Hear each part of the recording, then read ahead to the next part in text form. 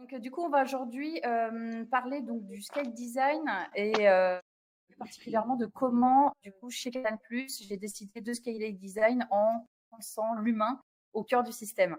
Alors, vous allez vous dire, c'est quoi ce titre? Qu'est-ce que vous voulez dire par là? Bah, ça tombe très très bien. J'ai 45 minutes pour vous expliquer tout ça. Je vais me présenter. Donc, moi, c'est Vanessa Guiotto. Du coup, je suis Head of Product Design du groupe Canal+. Ça va faire 2 ans, pour tout vous dire, cette semaine que je suis arrivée au sein du groupe Canal+. Et aujourd'hui, je voulais vous parler tout simplement du comment j'ai mis en place le scale design au sein du groupe depuis 2 ans, tout en sachant qu'aujourd'hui, je suis responsable de la plateforme, donc de l'expérience de la plateforme MyCanal. Donc, la MyCanal, c'est quoi? C'est tout simplement notre plateforme de vidéo on demand. Et l'idée, c'est que quand je suis arrivée il y a 2 ans, en fait, la culture produit était quasiment inexistante. Elle commençait tout juste à se mettre en place avec l'arrivée du CPO 1 an avant mon arrivée. Et l'idée, c'est que le design était resté jusqu'à présent encore le parent pauvre un petit peu de cette évolution. Donc, une de mes missions principales était bien évidemment donc de développer cette activité, de la structurer autour du product design et donc de scaler le design produit au sein du groupe. Et c'est ce que je vais tenter de vous raconter aujourd'hui. Donc, pour commencer, je vais vous remettre un petit peu de contexte sur pourquoi j'ai décidé de vous parler un petit peu en tout cas de faire cette conférence aujourd'hui. C'est que quand on parle de scale design aujourd'hui, c'est vrai qu'on parle souvent du sacro-saint design system, ça c'est évident. On parle aussi énormément des vertus de tout ce qui est fait autour du design ops, ou encore de la performance incroyable des outils de conception qui ont inondé le marché ces dernières années. Je ne vous la refais pas, Figma évidemment au cœur du game. Mais je me suis posé une question, je me suis dit, mais tout ça c'est super cool, mais l'humain dans tout ça, en vrai, on en fait quoi? Et je voudrais commencer un petit peu cette conférence, ce petit talk par une citation d'une grande philosophe qui est tout simplement moi-même. Et je me suis dit, en fait, l'homme, je pense que véritablement, il peut vivre sans système, même si je le conçois, c'est un peu compliqué. Mais en vrai, un système, il ne saurait exister finalement sans l'homme. Donc, il me semblait important finalement de remettre un petit peu l'humanité au cœur de cette démarche qui est très systémisée. Et pour commencer, je voudrais repartir un petit peu sur comment moi je vois en tout cas la définition du scale design aujourd'hui. Le scale design aujourd'hui, je pense qu'il peut être vu sous 3 prismes principaux. Pour moi, le premier prisme, il est technique. Donc, quand je parle de technicité, je parle vraiment plutôt d'outils. Donc, je parle bien évidemment du design system. Je parle aussi énormément, forcément, des outils de conception, comme je l'ai évoqué, Figma, entre autres. Ce scale, il est aussi vu sous un prisme méthodologique, c'est-à-dire que donc, tout ce qui est mis en place de méthodologie, process à travers du design ops ou encore des méthodologies incontournables telles que la product research ou la product data analyse, qui sont vraiment des données fondamentales qui permettent en tout cas d'accompagner ce scale. Ce scale, sous un troisième prisme, il est aussi également opérationnel. Quand on parle de scale design, aujourd'hui, on parle forcément de reorg, c'est évident. Quand j'entends réorg, je pense véritablement à la structuration des équipes, soit en squad, soit en feature team. Enfin, ça dépend véritablement de chacune des organisations, mais l'idée, c'est qu'il y a vraiment une notion de réorg. Mais moi, j'estime que ce scale aujourd'hui, bien évidemment, il est technique, méthodologique et opérationnel, ce que je veux mettre sous une étiquette de système. Voilà, quand je vous parle de système, c'est un petit peu un agrégat de ces 3 notions-là. Mais moi, de mon point de vue, un scale, il est aussi et surtout finalement humain. Parce que tout part de l'humain. Aujourd'hui, quand on adresse cette notion de scale design, bizarrement, sans le vouloir, je trouve qu'on met souvent en opposition ces deux notions.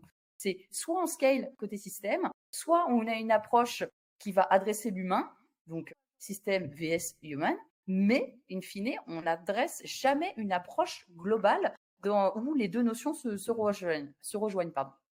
Alors qu'au final, quand on regarde bien, que ça soit un scale technique, que ça soit un scale méthodologique, que ça soit un scale opérationnel, finalement, l'humain reste quand même aux manettes, je dirais, de la démarche. Donc là, c'était une petite introduction. Je voulais juste vous remettre un petit peu de contexte sur pourquoi finalement j'ai décidé d'appréhender cette notion de scale aujourd'hui sous ce prisme. Et concrètement, qu'est-ce que j'ai fait depuis 2 ans? Bah, déjà, quand je suis arrivée, quand je vous ai dit il y a 2 ans, le produit, finalement, il n'était pas encore, enfin, il était en cours de maturation, mais le design produit, il était vraiment à son niveau zéro. Donc, une de mes lettres de mission, quand je suis arrivée, que j'ai pris ce rôle de Head of Design au sein du groupe Tourné Plus, ma mission principale était de structurer du coup, cette activité de product design.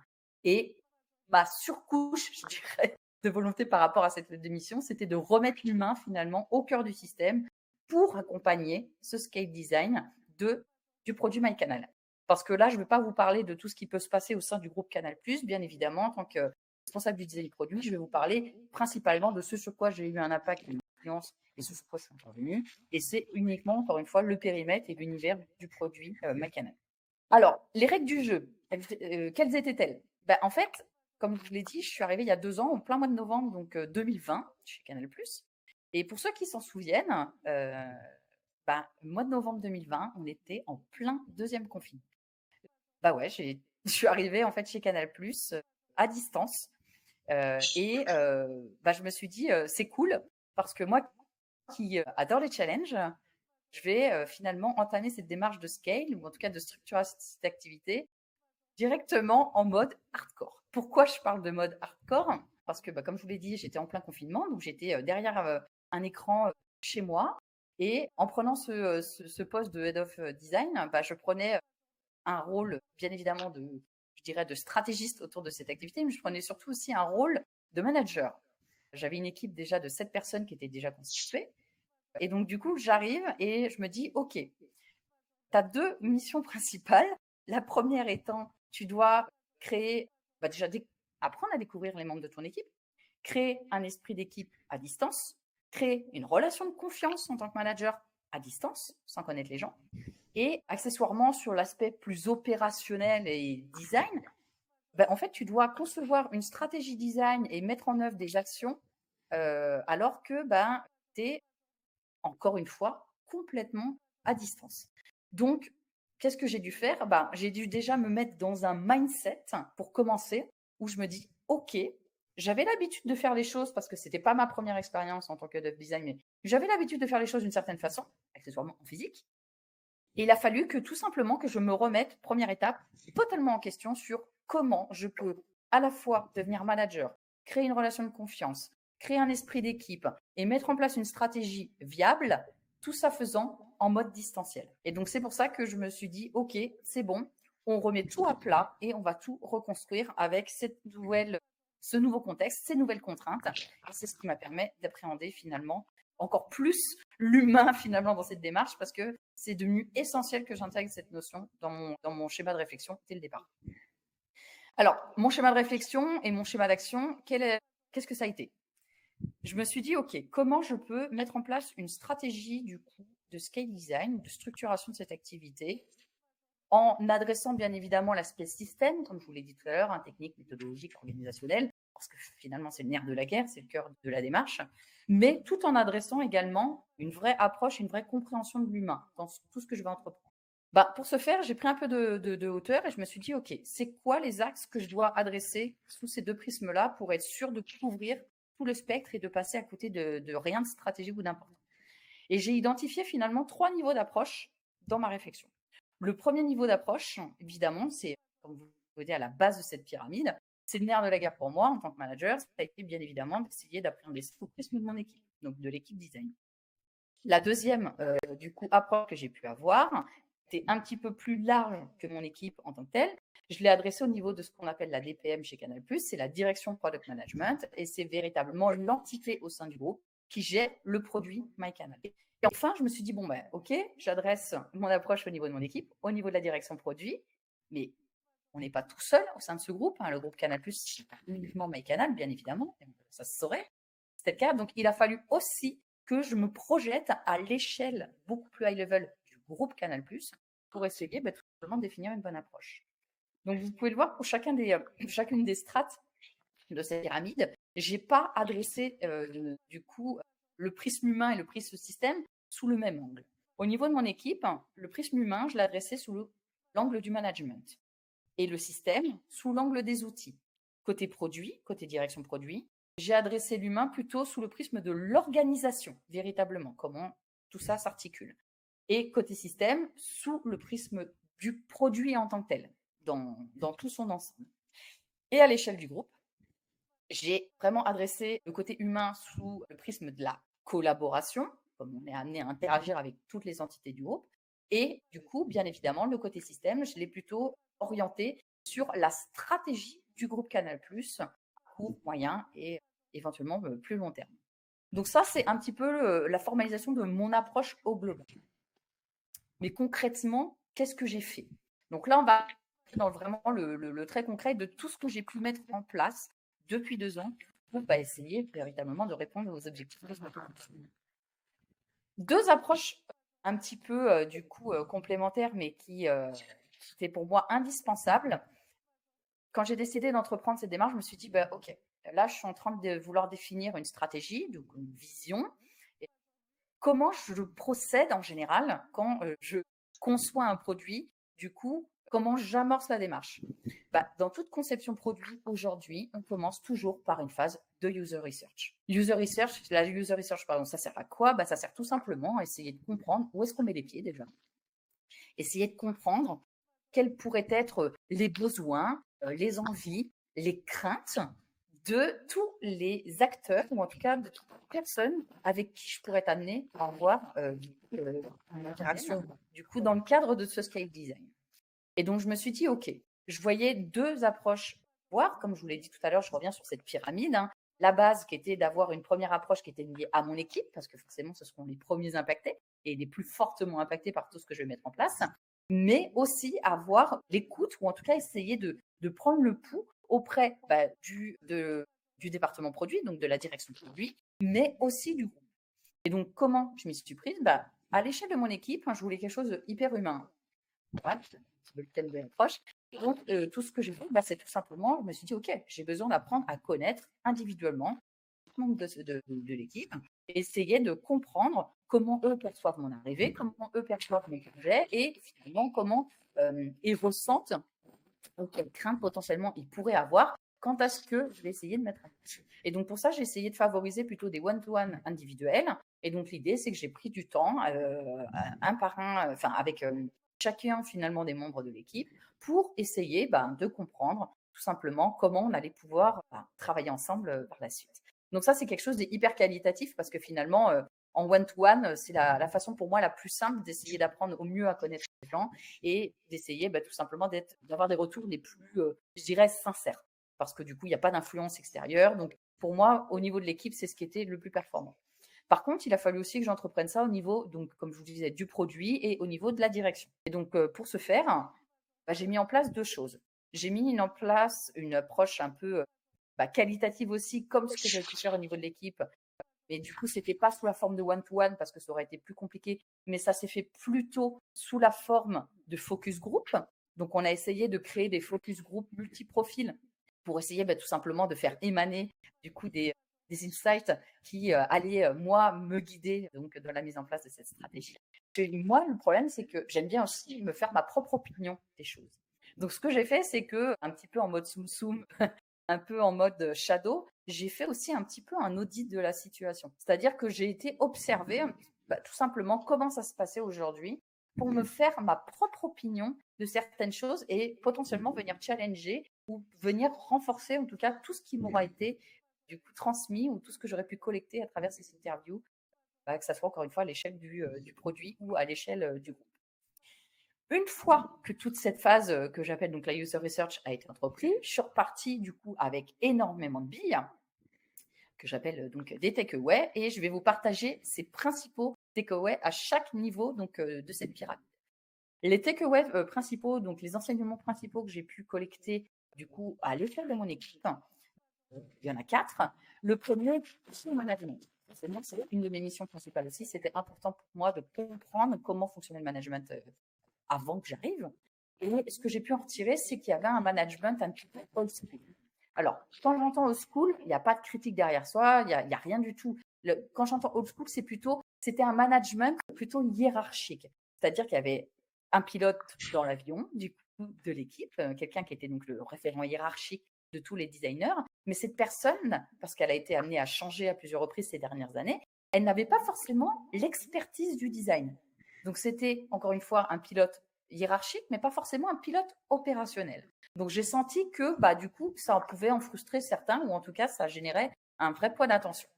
Le deuxième point que j'ai pu identifier, c'est que les profils de mon équipe, c'était des profils qui n'étaient pas forcément très matures côté produit. Alors, ils maîtrisaient leurs produits en tant que tel. Je ne disais pas qu'ils n'étaient pas, ils ne maîtrisaient pas ce sur quoi ils intervenaient. Donc, ils connaissaient parfaitement la plateforme MyCanal. En revanche, quand je parle de maturité produit au niveau des profils, c'est-à-dire que c'était des profils qui étaient très UI et pas forcément product designer tels que je les vois aujourd'hui. Donc, c'est-à-dire qu'il manquait vraiment tout simplement de background sur tout ce qui va toucher aux méthodologies UX, à l'idéation et tout simplement aussi tout ce qui pouvait toucher à tout ce qui était user research, user test dans l'implémentation de la conception. J'ai pu me rendre compte aussi que finalement les designers, ils avaient une influence qui était très limitée au niveau du design.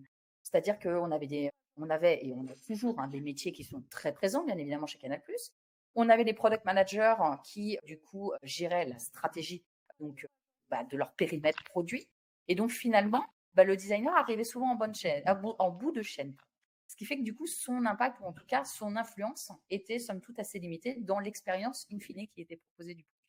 Et comme tout à chacun, je pense que, bien évidemment, quand vous voyez quelqu'un arriver qui va vous dire écoutez, on va changer plein de choses parce qu'il y a des choses qui peuvent être nettement améliorées, ça crée de l'appréhension.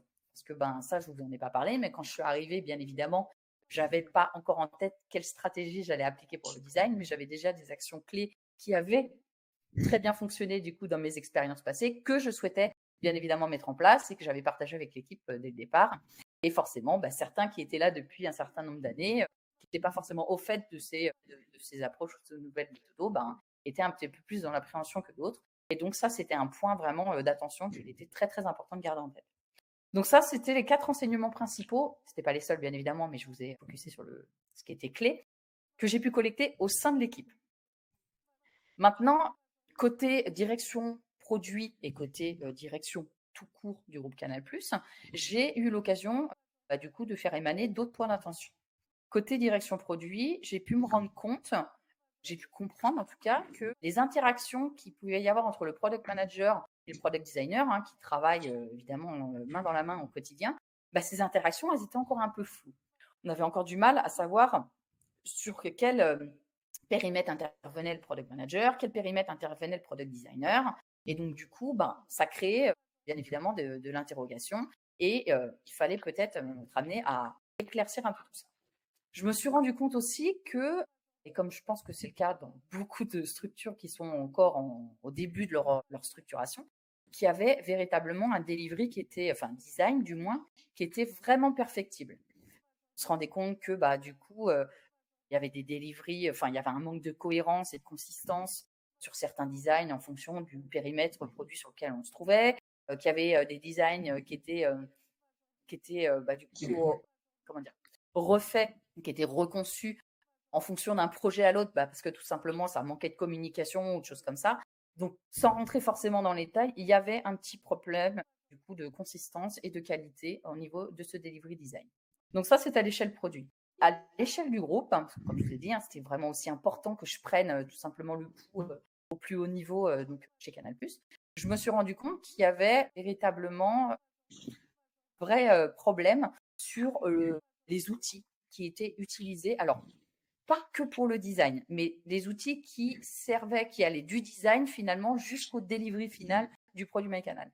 Je me suis rendu compte qu'ils étaient hyper nombreux et pour certains complètement inadaptés. Quand j'entends inadapté, je vous rappelle, comme je vous le disais en introduction de ce talk, que je suis arrivée en plein confinement. Il faut juste se dire que forcément, Groupe Canal+ a été pris au dépourvu comme beaucoup d'entreprises en France par rapport aux différents confinements et par rapport au distanciel qui a été mis en place. Et donc, du coup, on avait la majorité de nos outils qui n'étaient pas cloud. Voilà. Postulat de départ, OK, on ne peut pas travailler avec des solutions en ligne. Donc, bref, on avait une vraie problématique quant à la quantité et quant à la nature des outils qui étaient déjà en place. Le dernier point sur lequel il a vraiment fallu que je fasse un focus important, mais qui est vraiment stratégique pour le coup, c'est que le groupe Canal+ aujourd'hui, c'est un groupe qu'on peut considérer comme international. Le cœur du produit, bien évidemment, et du besoin reste francophone, enfin francophone, je dirais du territoire français, parce que francophone, c'est plutôt la langue et non pas le territoire. Donc ça reste très français, mais aujourd'hui, le groupe Canal+, il est implanté dans énormément de territoires étrangers. Et en fait, on s'est rendu compte que tout ce qui touchait au produit MyCanal, qui est déporté sur d'autres territoires, il s'était resté très français, franco-français pour le coup, et que il y avait quasiment une exclusion de l'international, en tout cas sous le prisme du design produit et peut-être de façon plus large du produit à travers donc ces différents takeaways, ces 8 takeaways. Ça était pour moi les enseignements que j'ai pu véritablement tirer de cette phase de research amont. Et c'est ça qui m'a permis, du coup, de me commencer à me poser dans la direction de OK, maintenant j'ai toutes les billes qu'il me faut. J'ai la direction que je veux prendre, j'ai mes convictions personnelles sur la vision que je veux donner à ce product design. Concrètement, maintenant, qu'est-ce que je fais? Grosso modo, j'ai entrepris de concevoir, donc déjà de penser une vision et de concevoir et formaliser une stratégie du design, de scale design, qui était bien évidemment dans un premier temps compliant. Donc, comme je vous l'ai dit, si on revient toujours à la technique, méthodologie, organisation ou opérationnelle, l'idée c'est qu'il fallait que ma stratégie réponde, encore une fois, à tout ce que j'avais mis en œuvre, qui restait human-centric. Donc, encore une fois, l'humain, ça me tenait vraiment à cœur et j'y tenais. Il fallait que ça soit au cœur de cette démarche, que tous ces aspects-là soient pris en considération. Mais aussi, stratégie, on ne va pas se le cacher, elle est aussi à la mode salsa Vanessa. Qu'est-ce que j'entends salsa Vanessa? Tout simplement, comme je vous l'ai dit tout à l'heure, moi je suis arrivée avec des principes, je suis arrivée avec des choses aussi, des outils, des méthodes que j'avais déjà mis en place auparavant et qui avaient bien fonctionné. Et j'avais décidé de les mettre en œuvre aussi au sein de ces stratégies parce que je savais que ça allait dans le bon sens. Mais pour revenir à mon arrivée d'il y a 2 ans, quand je suis arrivée, je vous ai dit que c'était un terrain vague, du coup, le design, et qu'il y avait tout à construire. C'était aussi une super chance pour moi. C'est incroyable de se dire qu'on arrive dans un groupe comme Canal+, avec une envergure produit telle que MyCanal, et se dire, il n'existe rien, il y a tout à construire, et en plus de ça, tu peux faire ça à ta façon. Et ça, c'est juste un kiff de dingue. Qu'est-ce que j'ai fait, du coup, depuis 2 ans pour pouvoir véritablement adresser tous ces axes, finalement, que j'avais collectés en amont et pour pouvoir proposer l'expérience, du coup, le scale design, ou en tout cas l'expérience produit, product design la plus performante. J'ai entrepris des actions à plusieurs échelles. Ça, donc le stage 1, comme je peux l'indiquer ici, c'est à l'échelle déjà de mon équipe. Je vous ai partagé du coup les 4 points d'attention tout à l'heure. Et donc, mes actions principales que j'ai entreprises ont été tout simplement déjà, point numéro 1, niveau management. Le management, pour moi, je suis quelqu'un d'un naturel hyper inclusif, et c'est-à-dire que j'aime avoir un management hyper inclusif aussi. J'aime que du coup, les membres de mon équipe soient acteurs du management, et parce que, je suis pas du tout sur du top-down. Et donc, il était important pour moi, comme je vous l'ai dit tout à l'heure, de créer une vraie confiance du coup, au sein de l'équipe, de générer un esprit d'équipe. Et c'est pourquoi du coup, j'ai mis en place 2 choses. J'ai mis en place un management individuel. Donc, comment? Du coup, tout simplement, j'ai mis en place des one-to-one avec tous les membres de l'équipe. Donc, j'ai un one-to-one toutes les 2 semaines, parce que du coup, aujourd'hui, je suis arrivée avec une équipe de 7 personnes. Aujourd'hui, j'ai une équipe de 14 personnes, donc qui sont majoritairement des internes, mais j'ai aussi des prestataires. Du coup, mais bon, je considère tout le monde au même niveau, il n'y a pas de différence. Donc, j'ai 14 personnes aujourd'hui que je vois une fois toutes les 2 semaines pendant 30 minutes. Et ce sont des points individuels pendant lesquels on peut parler de tout et de rien. Le seul principe, c'est qu'ils savent que pendant une demi-heure, en fait, je suis là pour eux. Je suis là pour répondre aux questions qu'ils pourraient avoir. On peut partager même des sujets lambda de la vie du quotidien, choses comme ça. Mais pour moi, c'est hyper important que toutes les 2 semaines, on puisse se voir et puis qu'on puisse se parler, voilà, juste seul à seul, pour qu'on puisse tout simplement avancer. Donc ça, c'est le lien vraiment plutôt individuel que j'ai tenté de créer. Sur l'aspect collectif, comme je vous disais, il y a un vrai esprit d'équipe que je cherchais aussi à créer. Il y a des personnes qui sont arrivées comme moi en confinement, ou juste avant ou juste après, et finalement, le socle de l'équipe a eu, comment dire, il y a eu à un moment donné un peu de difficulté à intégrer ces nouvelles personnes dans le socle de l'équipe. Voilà, c'était plus comme ça que je voulais exprimer. Et donc pour ça, j'avais vraiment besoin qu'on crée un rendez-vous finalement où toute l'équipe pouvait se réunir et on pouvait du coup tout mettre en œuvre pour créer cet esprit collectif. Et donc, ça se passe comment? Ça se passe tous les mois. En début de mois, je fais une demi-journée, donc ce que j'appelle le team meeting. Donc, c'est une demi-journée, tout le monde est déstaffé, où tout le monde est obligatoirement en présentiel, sauf cas exceptionnel, bien évidemment. Mais je demande à ce que cette matinée-là, tout le monde soit en présentiel. Et c'est un moment privilégié avec juste l'équipe design où j'en profite pour faire passer soit des messages internes, parce qu'on a toujours un peu de la com, forcément, de com qui émane de la direction, des messages RH, administratifs, bref, organisationnels. C'est le bon moment, tout le monde est à l'écoute. C'est un moment aussi, j'ai instauré un petit rendez-vous du coup qui s'appelle le newcomer ou le oldcomer, où c'est un moment où chaque membre de l'équipe à un moment donné fait une présentation. Du coup, pour se présenter lui-même, mais sous un autre axe que ce qu'on peut se dire au quotidien au travail. C'est-à-dire que je trouve ça super cool qu'on puisse découvrir nos collègues sous un axe peut-être plus personnel. Et donc, du coup, ça nous permet, voilà, une petite présentation de 10 minutes. Chacun se présente un petit peu, présente un petit peu son parcours, ce qu'il aime, ce qu'il n'aime pas. Enfin, voilà, l'idée, c'est vraiment d'essayer de les voir sous un autre axe. Du coup, j'ai aussi et ça, c'est la plus grosse partie donc ces 3 heures de meeting collectif. J'ai toute une part véritablement que j'appelle le Open Your Minds. Et pour moi, c'est un moment de partage au sein de l'équipe. Soit c'est l'ouverture de chakra sur un sujet qui n'a strictement rien à voir avec ce qu'on fait au quotidien, mais qui peut servir la réflexion produit. Soit c'est un retour d'expérience sur la mise en place d'un nouvel atelier, d'une nouvelle méthode au sein de l'équipe même. Et du coup, pour partager avec les petits camarades ce qui s'est bien passé, ce qui s'est moins bien passé, pour que ça les aide en tout cas à mettre ces choses en place.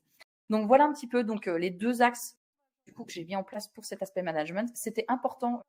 Je voulais passer un petit peu de temps là-dessus parce que le côté management, c'est pour moi la clé finalement par rapport au scale design. Si une équipe du coup se porte bien ou en tout cas est engagée, a envie, forcément tout ce qui va suivre derrière, ce sera nettement plus facile. Le deuxième point, du coup, que j'ai adressé au sein de l'équipe, c'est le recrutement. Comme je vous ai dit, il y avait une maturité qui était un peu plus limitée du coup, sur l'aspect vraiment product design. Donc, ce que j'ai fait, c'est que j'ai recruté du coup des nouvelles personnes. Alors, il y avait besoin aussi, forcément, on a un besoin de design qui a été accru. Donc, du coup, il a fallu recruter des nouveaux profils. Et donc, ces profils, je les ai volontairement pris, du coup, confirmés avec des vraies notions de product design. Ce que j'entends par le product design, c'est-à-dire que ce sont des profils qui étaient à la fois UX design, UI design, qui faisait, du coup, en tout cas, qui avait une appétence autour de la problématique d'idéation. Et surtout, et pour moi, c'était clé, qui avait une expérience déjà sur tout ce qui était user research et user test dans leur méthode de conception. Et donc, du coup, ces recrutements permettaient de caper un peu juste l'équipe en termes de méthodologie, mais aussi d'accompagner, du coup, les profils un peu moins matures sur ces aspects-là, tout simplement à monter la conception. Donc, ce que j'ai mis en place aussi, c'est une conception user-centrique. User-centric, ça veut dire quoi? C'est tout simplement que j'ai intégré tout ce qui était user research et user test dans la méthodologie de conception. Alors, vous allez me dire, ça paraît logique, on fait le product design. Oui, ça paraît logique, mais encore faut-il avoir les équipes.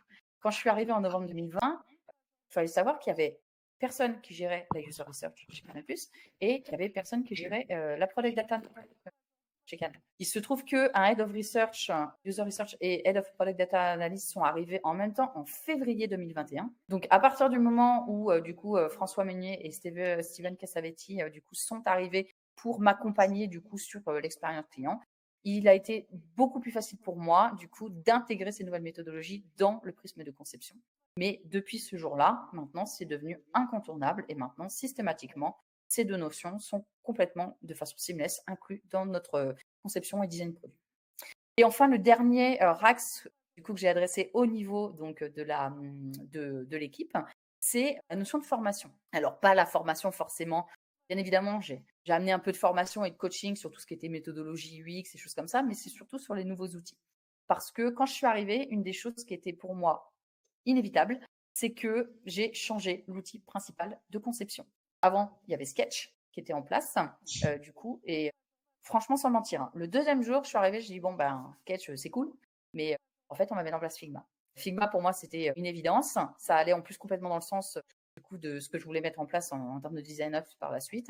Et donc, du coup, ce qu'on a fait, c'est qu'on a bien évidemment mis en place Figma à la place de Sketch, mais ça se fait pas comme ça, hein. On va pas non plus, faire ça la mode révolution pour perdre tout le monde. Ce qui veut dire qu'on a conçu en fait tout un plan de formation, de montée en compétence sur l'outil Figma, en plusieurs modules pour que du coup chaque designer puisse le faire à son rythme et du coup module par module, petit à petit. La seule chose que j'ai rendue obligatoire, c'était qu'il fallait que sur un an, tout le monde soit monté au summum de cette formation d'outils. Et donc, c'est pour ça qu'on a mis tout ce qu'il fallait en place, du coup, pour le faire. J'accélère un petit peu parce que je suis très, très bavarde. J'ai encore quelques petites choses à vous dire. Donc ça, c'était tout ce que j'ai mis en place au niveau de l'équipe. Ce que j'ai pu mettre en place au niveau de la direction produit. Alors, je vous parlais tout à l'heure de l'aspect produit, de l'aspect organisationnel. C'est pas moi, donc l'aspect organisationnel, on a mis en place des squads au sein du coup donc de la direction produit Canal+. Alors, c'est pas moi qui ai mis en place les squads. Les squads, bien évidemment, elles avaient commencé à être pensées avant que j'arrive. Le truc, c'est que j'ai commencé, en tout cas, j'ai aidé, j'ai accompagné à la définition de de la nature de ces squads. Ce qu'il faut savoir, c'est qu'aujourd'hui, on a un produit chez Canal qui est découpé en 3 périmètres. Un périmètre qui est l'acquisition, qui est véritablement le périmètre prospect. Donc, tout ce qui va être avant du coup de s'inscrire finalement sur la plateforme MyCanal, tout ce qui va être les offres, la découverte des offres, la découverte du catalogue. On a un deuxième périmètre qui est du coup le périmètre, comment dire, pas mince, voilà, qui est monétisation, voilà, j'avais perdu mon terme. Et c'est tout ce qui va être parcours de souscription, ce qui va être aussi tout ce qui est espace client par la suite. Et donc, ça va être véritablement tout ce qui va être souscription. Et enfin, on a le périmètre engagement, qui est le périmètre de consommation de la plateforme MyCanal. Donc, ça va être tout ce qui va être catalogue de contenu, le player. Enfin, c'est une fois que vous êtes abonné, voilà, c'est comment vous consommez la plateforme. Et donc, du coup, on a essayé de définir, donc avec la product stratégique, le product management au sens large, comment, du coup, on pourrait être amené à répartir les designers sur ces différents périmètres à travers des squads, du coup, par périmètre. Côté process et méthode, donc comme je vous disais, en fait, il y avait très peu de méthodologie, surtout, enfin pas grand-chose au niveau de l'UX et choses comme ça, du product design au sens large. Donc j'ai défini un protocole véritablement de product design qui allait de l'interaction du coup avec des métiers, en passant par le product manager, en passant après avec les interactions côté du product owner, ou voire même jusqu'à Wondever avec les développeurs. L'idée, c'était véritablement qu'on vienne positionner les product designers de bout en bout de la chaîne, finalement, de conception. Et j'ai mis en place également des méthodes UX type audit, benchmark, entre autres, évidemment, qui n'étaient pas encore du tout en place jusqu'à présent, qui étaient pour moi nécessaires, en tout cas, dans le travail de conception des designers au quotidien. Et enfin, on y vient parce que forcément, on ne peut pas parler de scale sans parler de design system. Le design system, aujourd'hui, pour moi, c'est mon gros sujet en cours. Du coup, le design system, je vous un petit breaking news. On sort le MVP de notre design system là au mois de décembre, du coup, juste donc cette fin d'année. Donc c'est une étape incroyable pour nous. C'est un truc de dingue et on a trop hâte de pouvoir enfin le sortir. Et donc ce design system, il est devenu complètement nécessaire, en tout cas à notre niveau, pour pouvoir répondre à 2 problématiques, la qualité du delivery et bien évidemment être sûr de garantir une expérience produit qui soit uniformisée par plateforme ou par technique. Parce qu'aujourd'hui, ce n'était pas le cas et ça devenait indispensable, en tout cas pour l'aspect qualitatif de la plateforme. Donc ça, c'est ce que j'ai pu mettre en place à l'échelle du département, de la direction produit. Et enfin, à l'échelle du groupe, du coup, on en revient donc à ce que je disais tout à l'heure. J'avais fait un constat qui était quand même qu'il y avait énormément d'outils, peut-être trop d'outils, et en plus de ça, des outils qui n'étaient pas forcément adaptés à notre façon de travailler. Et donc, je pense que comme beaucoup de grands groupes, vous devez vous en douter, moi, j'ai eu un vrai enjeu aussi de ROI qui a été défini dès le départ. Et donc, pour essayer de rationaliser du coup, les coûts au niveau des outils, j'ai mis en place, du coup, donc je vous l'ai dit tout à l'heure, Figma et FigJam. J'ai fait j'ai fait signer un contrat de groupe à l'échelle Canal+ avec Figma de façon à tout simplement faire table rase des outils qu'on avait. Donc, juste pour vous redonner la stack d'outils historique, on avait Sketch donc pour la conception de produit. On avait Zeppelin qui nous permettait de faire le handover avec les développeurs. Et on avait Abstract qui permettait de faire l'historisation. Et en mettant en place Figma et FigJam pour les aspects plus collaboratifs, j'ai tout simplement pu faire le cut de Sketch, Zeppelin et Abstract. Et on n'a plus qu'un seul et même outil qui est cloud, pour le coup, accessible de n'importe où et pour tous, et qui est ultra collaboratif, finalement, qui est venu remplacer tout ça. Sans vous dire que les achats Canal+ étaient très contents. Et donc, on continue finalement à travailler tous ensemble. Et de plus en plus d'entités au sein du groupe Canal+ commencent à adopter petit à petit ces outils aussi au fur et à mesure où ils comprennent comment ça fonctionne et l'intérêt que ça peut apporter. J'ai aussi lancé tout un schéma de formalisation des guidelines produits parce que les guidelines produits, donc tout ce qui était véritablement composant ou en tout cas comment le produit fonctionne aujourd'hui, il n'y avait rien de formalisé. Donc on a formalisé des guidelines qui seront bientôt du coup documentés et accessibles du coup via un outil qui s'appelle Frontify. Donc Frontify, c'est un peu comme Zero Eight pour ceux qui connaissent cette documentation. Nous, on est parti plutôt sur cette solution Frontify. Là, on est encore en cours de mise en place et une négociation, donc c'est pas encore concret, mais en tout cas, c'est le target. Et le troisième point que je voulais évoquer, c'était quand je vous parlais d'exclusion de l'international tout à l'heure. Aujourd'hui, on ne peut pas exclure l'international. L'international fait véritablement partie de la stratégie du groupe Canal+. Donc, pour ce faire, la documentation, les guidelines produits que je viens de vous évoquer, on a décidé de les déployer donc, sur cette plateforme Frontify et de les concevoir en anglais par défaut, la langue par défaut, de façon à ce que dès que tout va être opérationnel et accessible, on puisse les déployer dans les différents territoires du groupe et que chaque territoire finalement puisse gagner en autonomie et essayer de converger au maximum vers l'expérience produit qu'on tente d'apporter à minima côté France aujourd'hui. Donc voilà un petit peu toutes les actions que j'ai pu entreprendre depuis du coup maintenant 2 ans, donc aux différents niveaux de la pyramide que je vous ai montré tout à l'heure. Et du coup, je voulais faire un petit peu le bilan parce que du coup, c'est bien de vous amener un petit peu tout ce que j'ai fait. Mais concrètement, on va pas se leurrer, il y a des choses qui ont fonctionné, il y a des choses un peu moins bien fonctionné ou encore qui ont besoin de progresser. Et donc, ça me paraissait important aussi de vous faire un focus là-dessus. Alors, qu'est-ce qui a super bien fonctionné du coup déjà? Parce qu'il faut quand même savoir mettre en avant les victoires, hein. C'est toujours super cool. Déjà au niveau de l'équipe, on a une équipe que je trouve aujourd'hui du coup opérante, hein, clairement. Elle s'organise bien, elle déroule bien. On a créé un vrai esprit d'équipe, je trouve. Je pense, et là, du coup, je ne vais pas m'attarder là-dessus. Je pense que côté management, du coup, ça a aussi été dans le bon sens et que ce qui est mis en place au niveau des one-to-one aujourd'hui et surtout du team meeting, ça fonctionne. Après, j'espère qu'on ne viendra pas trop vous dire le contraire, mais bon. Je pense que voilà, en tout cas, c'est un vrai point positif. C'est qu'aujourd'hui, je trouve qu'il y a un vrai esprit d'équipe et qui est moteur en plus et qui est passionné par ce qu'il fait. Donc ça, c'est super cool. Le deuxième point ultra positif, et ça, je ne vais pas m'en cacher, hein, ça fait 2 ans que je bataille et que j'évangélise à mort au sein du groupe pour mettre en place ce design system. Ça cartonne parce que, comme je vous le dis, là, on sort le MVP, là, courant décembre. Alors, MVP, pour certains, vous allez penser que c'est un tout petit périmètre. En fait, le MVP, chez nous, il est juste mastoc de dingue. Le MVP, ça va couvrir tout le produit MyCanal sur le web responsive, sur iOS mobile et sur Android. Donc, autant vous dire, il n'y a que quasiment toute l'expérience TV qui est exclue aujourd'hui. Donc, c'est juste énorme ce qu'on va sortir. Et du coup, quand je vous parle de la sortie, là, ça va sortir côté design. Donc, toutes les guidelines et tout ça vont être disponibles côté design. Donc, composants, l'ensemble des composants du produit MyCanal. Côté technique, que ce soit web, iOS et Android, on n'en est pas là encore. On interagit énormément, ça avance encore beaucoup. Je ne suis pas là pour vous parler du design system. Mais du coup, voilà, ça sera plus Q1 2023 que ça va véritablement commencer à monter en puissance. Et bien évidemment, l'orga, comme je vous disais tout à l'heure, on a des squads aujourd'hui qui tournent vraiment bien. Et donc, du coup, cette nouvelle organisation, ces nouvelles interactions, ces nouveaux process, en tout cas, qui ont été mis en place au niveau du product management et au niveau du product design, font qu'aujourd'hui, le design, en tout cas, roule et on sait exactement quelle feuille de route on veut suivre. Et ça, c'est très, très cool. Alors, forcément, comme je vous ai dit, dans toute victoire, il y a toujours des choses qui sont un petit peu en deçà aussi. Et donc, on a pu rencontrer quelques petits glitches, hein, bien évidemment. Je pense que je ne suis pas la seule et franchement, voilà, je pense que ça ne va pas être une surprise pour vous. Mais du coup, on a une problématique qui tourne autour des ressources. Alors, quand je parle de ressources, je parle de ressources à la fois humaines. Hein, donc, du coup, on manque de personnes, en fait, de staffing pour pouvoir atteindre véritablement la vision cible ou l'organisation cible qu'on voudrait avoir. Mais on manque aussi de moyens et de ressources financières. Je pense que voilà, on est toujours, quand je vous parlais de ROI tout à l'heure, c'est toujours hyper important d'avoir la main un petit peu sur le contrôle des coûts de tout ce qu'on peut mettre en place. Et donc, du coup, forcément, on n'est jamais satisfait, on aimerait toujours plus. Donc, l'enjeu aujourd'hui, c'est d'essayer de faire avec ce qu'on a.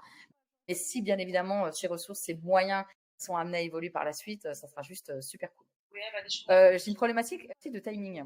Comme je vous disais, moi, ça fait 2 ans que je suis arrivée chez Canal, ça fait 2 ans que j'évangélise de dingue sur, vous allez voir, le design, c'est super cool, le design system, c'est super cool.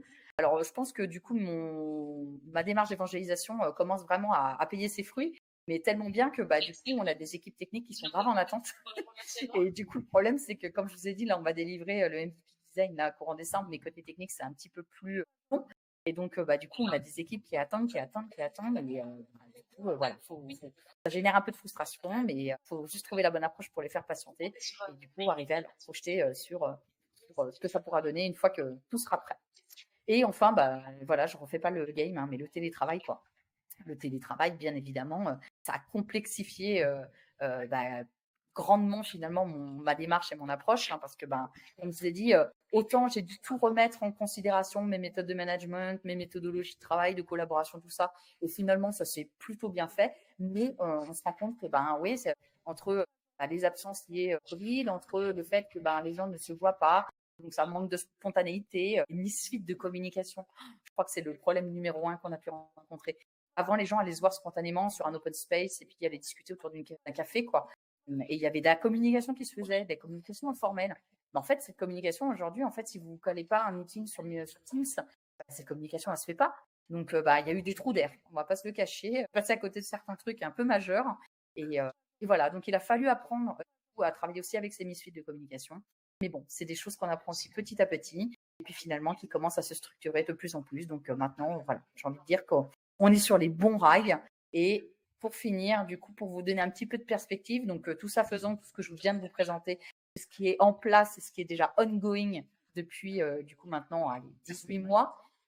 Mais il faut toujours continuer à se projeter.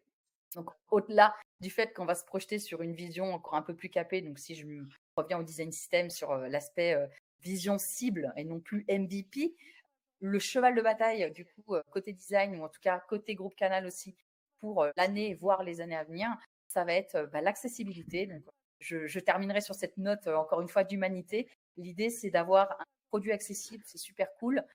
Et du coup, si on peut véritablement le rendre accessible sous tous ces axes d'accessibilité à tous, c'est encore mieux. Et moi, c'est véritablement une problématique qui me tient personnellement à cœur et sur laquelle j'ai vraiment hâte qu'on commence dès l'année prochaine. Et il y a déjà des petites initiatives qui commencent à popper plutôt en termes de réflexion aujourd'hui à l'échelle du produit. Mais voilà, tout ça va se concrétiser dès l'année prochaine, j'espère. Et en attendant, en tout cas, humanité toujours. Merci à tous.